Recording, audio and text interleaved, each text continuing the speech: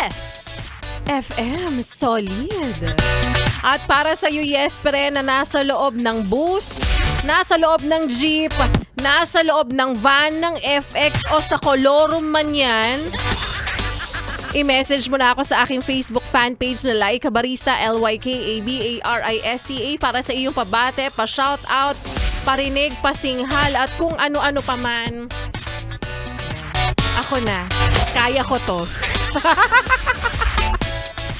Ayan, i-message mo na ako kung ano man ang iyong hinaing, kung ano man ang iyong gustong sabihin. Sige na, gusto mong paringgan ng iyong katabi, hindi mo masabi ng diretsahan sa kanya na parehas lang tayo ng binayad pero ang laki ng nasasakop mo. Ako na ang gamitin mo. Total, manggagamit ka naman. At mamaya isa-isahin ko ang inyong pabate. But for now, balikan muna natin, yes, pero yung kwento ng ating Laika Barista Moments kanina na pinamagatang hindi ka kawalan. Ay, nako. Alam mo, bet na bet ko yung mga litanyang to para dun sa mga tao ang lalakas ng loob. 'Di ba?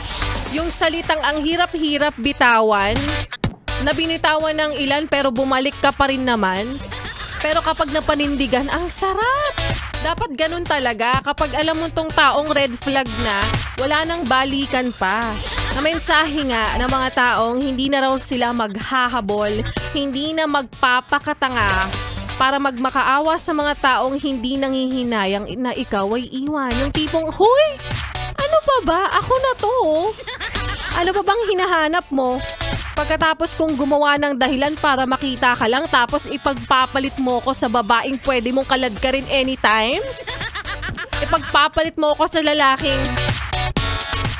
pwede mong dalhin kung saan man lang? Gaya nga ng sabi ng ating, gaya ng sabi ko kanina sa ating Laika Barista Moments na huwag mong ipakita sa akin na madali akong palitan dahil kaya kong isampal sa'yo ang salitang, minahal kita, pero hindi ka kawalan. Diba? Ano bang ipagmamalaki mo? Maliit naman. Ang sweldo. Kopya. Hoy, sa panahon ngayon ha, practical na po mga kababaihan. Kahit papaano naman, minsan bago mo i-date yan, bago mo talaga siya gustuhin, di ba? Part of you, chine-check mo rin, may trabaho na kaya to. O aminin mo, minsan chinek mo rin o kaya inisip mo, malaki kaya sinasweldo niya. Sa hirap ng buhay, dapat isa na rin yun sa mga pumapasok sa ating kokote. Hindi yung parang, de, kaya namin to, we're all in this together. Di na, wag na lang. Mamuhay ka na lang ng single kung sakaling hindi ka naman kayang buhayin o hindi mo kayang buhayin siya. Be practical, diba? Number 1, sa balot. Wow! Charot. Kopya. Kopya. Yan. Isa-isay na natin ang mga yes friend nating nag-message ngayon, mga tumatawa, mga natatamaan dyan.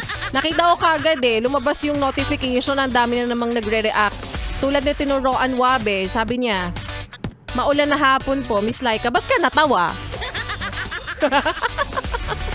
Again, Feliciano, ang ganda-ganda mo talaga, Miss Laika. Pa-shoutout naman. Alam nyo, ang ganda talaga ng mga teknik nyo rin, ha? Inuunahan nyo ako ng mga talagang matatalinhaga. Mga magagandang pangbungad na salitaan para naman agad-agad ay batiin ko kayo.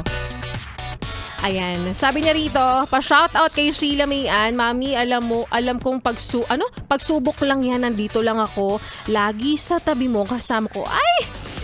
Kasama ko palaging mahal na mahal kita. Sabi niya, sana lahat pinagsisigawan. Shoutout ngayon ang pera ay 1,500. Shoutout kay Josephine Camacho na hindi nagpapahiram ng cellphone. Mga red flag, cheater, pupansin lang. Pwedeng gumawa ng mga ganyan sa mga lalaki at babae. Sabi niya, Brian Peter Macaraeg, happy listening din sa iyo. Angeles Luis, Renante Amper, Alfred Marcelino, Mark Andrew Aguilar, Zainilin Lagrate, Mark Steven Taray ng pangalan, muntik na maging Smith, Mark Stevert, Limin Hom. And ilan pa sa mga yes pa natin na nagme-message ngayon ay si Resbak Ulama, Holly Agiman, Ariel Castel and Friends. Ayan. At sa mga yes pa natin nasa biyahe ngayon, hindi makapag-message, makapag-PM, it's okay. Ramdam ko naman kayo At alam ko nakatutok at solid kayong nakikinig lagi sa 101.1 Yes FM. Kung sino ka man, binabati kita. And kung nasaan ka man ngayon, mag-iingat ka sa mga oras na ito kung papunta ka sa galaan, pauwi na. Sa mga mahal na mahal nating tsuper, of course.